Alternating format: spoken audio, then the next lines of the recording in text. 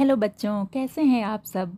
महाभारत की कहानी की श्रृंखला में अगली कहानी हम सुनते हैं जिसका शीर्षक है जरासंध का वध। तो चलिए कहानी शुरू करते हैं। पांडव मय दानव द्वारा बनाए गए महल में रहने लगे। तभी एक दिन नारद मुनि उनसे मिलने आए। नारद ने युधिष्ठिर को राजसूय यज्ञ करने का सुझाव दिया। युधिष्ठिर ने श्री कृष्ण को इंद्रप्रस्थ बुलाकर राजसूय यज्ञ के बारे में उनसे बातचीत की। श्री कृष्ण ने युधिष्ठिर से कहा, जरासंध ने नरमेध यज्ञ करने के लिए सैकड़ों राजाओं को पकड़कर कारागार में बंद कर दिया है। जरासंध तुम्हारा प्रभुत्व स्वीकार नहीं करेगा, इसलिए पहले तुम्हें जरासंध का वध करके कारागार में बंद राजाओं को मुक्त कराना होगा। इसके बाद ही तुम राजसूय यज्ञ कर सकोगे। श्री कृष्ण ने ऐसा अर्जुन से इसलिए कहा क्योंकि उस समय जरासंध बहुत ही बलवान राजा था। जरासंध के जन्म की भी एक विचित्र कथा है। चलो ये भी कथा सुन लेते हैं। मगध के पराक्रमी राजा बृहद्रथ ने काशी के राजा की 2 पुत्रियों से विवाह किया था। उसे कोई संतान न थी, इसलिए वह वन में जाकर तपस्या करने लगा।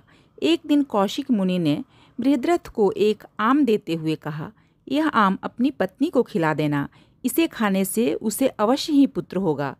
बृहद्रथ ने आम के 2 टुकड़े करके उन्हें अपनी दोनों रानियों को खिला दिया।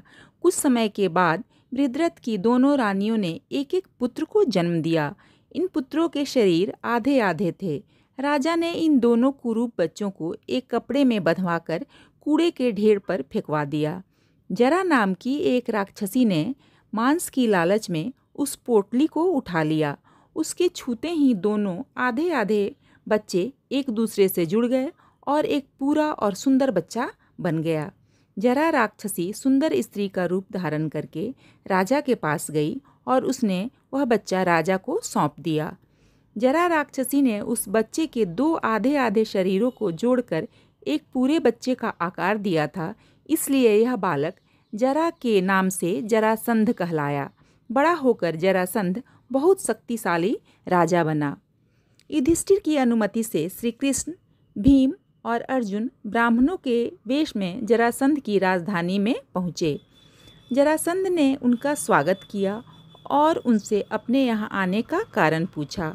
श्री कृष्ण ने जरासंध को अपना वास्तविक परिचय दिया और कहा, हम तुमसे द्वंद्व युद्ध करने आए हैं। तुम हम दोनों में से किसी एक के साथ द्वंद्व युद्ध करो। जरासंध ने कहा, हे कृष्ण, तुम ठहरे ग्वाले और अर्जुन अभी बच्चा है, इसलिए तुम दोनों में से किसी के साथ मैं नहीं लड़ सकता। मैंने भीम की शक्ति और वीरता के बारे में बहुत सी बातें सुनी हैं, इसलिए मैं भीम के साथ ही द्वंद्व युद्ध करूंगा। भीम और जरासंध में लगातार 13 दिन तक द्वंद्व युद्ध होता रहा। 14वें दिन जरासंध थक कर चूर हो गया। श्री कृष्ण ने जरासंध के शरीर को खड़ा चीरकर मार डालने का भीम को संकेत किया। भीम ने जरासंध को भूमि पर पटककर उसका एक पांव अपने पैर से दबा लिया और दूसरा पांव पकड़कर उसके शरीर के 2 टुकड़े कर दिए। जरासंध की मृत्यु हो जाने से भीम बहुत प्रसन्न हुए। इतने में जरासंध के शरीर के दोनों टुकड़े फिर से आपस में जुड़ गए। जरासंध जीवित हो गया और भीम से फिर युद्ध करने लगा।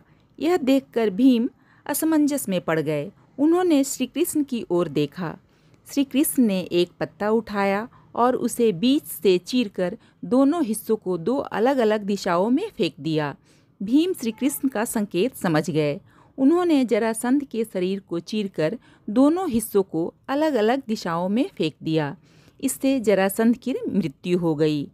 श्री कृष्ण ने जरासंध के कारागार में से वे सभी बंदी राजाओं को मुक्त कर दिया। जरासंध के पुत्र सहदेव को मगध का राज्य सौंपकर श्री कृष्ण, भीम और अर्जुन इंद्रप्रस्थ वापस लौट आए। बच्चों, यह कहानी यहीं समाप्त होती है। फिर मिलते हैं महाभारत की एक नई कहानी के साथ। तब तक के लिए बाय बाय।